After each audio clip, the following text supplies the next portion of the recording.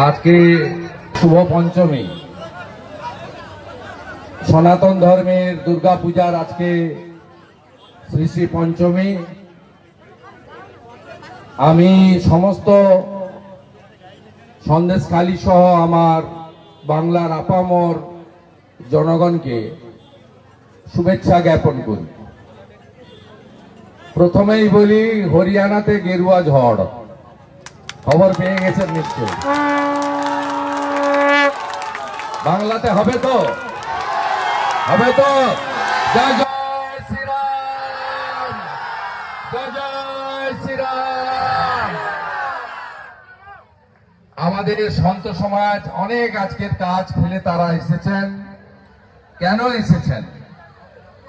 গতবারে জিয়ারউদ্দিন মোল্লা সাহেব গেরুয়া কাপড় খুলিয়েছিলেন, সবুজ কাপড় পরিয়েছিলেন। কেমন আছেন মোল্লা সাহেব? চিরদিন কাহারো সমান নাই যায়। এক বছর পরে গেরুয়া লাগিয়েছে। হিন্দুর বাচ্চা মরে যায়নি।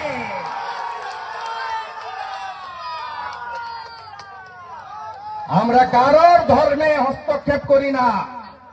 সনাতন আমরা নিজের ধর্ম মানি, অপর ধর্মকে শ্রদ্ধা করি।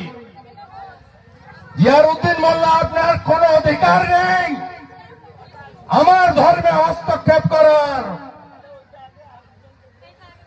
আমরা স্বামীজির শিষ্য। স্বামীজি বলে গেছেন, নিজ ধর্মের প্রতি আস্থা রাখো, অপর ধর্মকে শ্রদ্ধা করো। এই নীতিতে চলুন। আরজি করের কথা মনে আছে?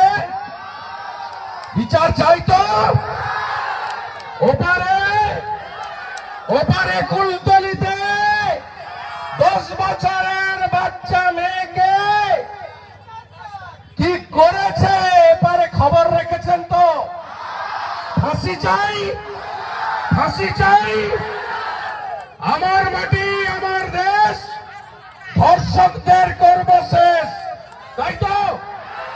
আমার মাটি আমার দেশ, আমার মাটি আমার দেশ, আমার মাটি আমার দেশ।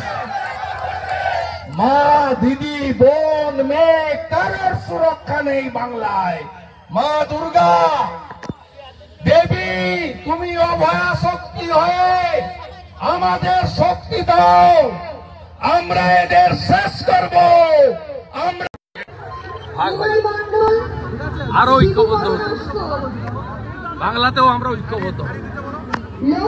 70% হিন্দু। আমরা ঐক্যবদ্ধ হব।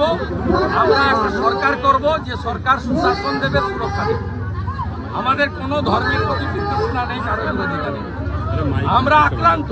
যেখানে জিয়ারউদ্দিন মোল্লা খুলিয়েছি, বদলা নিয়ে গেলাম। হিন্দুর বাচ্চা বদলা নিয়ে গেলাম।